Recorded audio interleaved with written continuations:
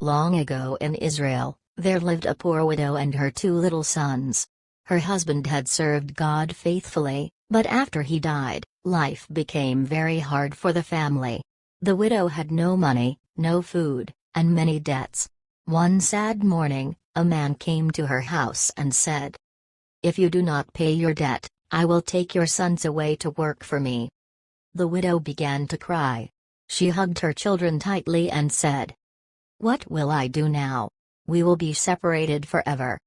With tears in her eyes, she ran to Prophet Elisha, the man of God. "Elisha, please help me," she begged. "I have nothing left. I am poor and weak." Elisha looked at her kindly and asked, "What do you have in your house?" The widow wiped her tears and replied, "Nothing. Only a small jar of oil." Elisha smiled gently and said, "Go and borrow many empty jars from your neighbors. Don't borrow just a few.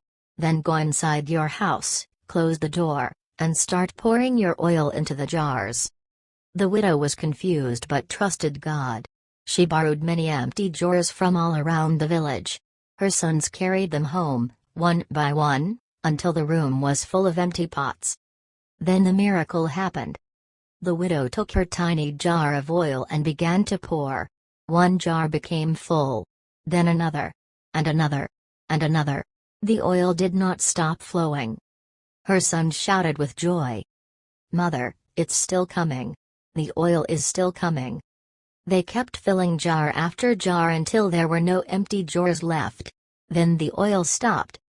The widow stared in wonder. Her little jar had become a river of blessings. She ran back to Elisha and told him everything. Elisha said, "Now go and sell the oil. Pay your debts, and you and your sons will live on what is left." That day, the poor widow was no longer afraid. God had seen her tears and turned her sadness into joy.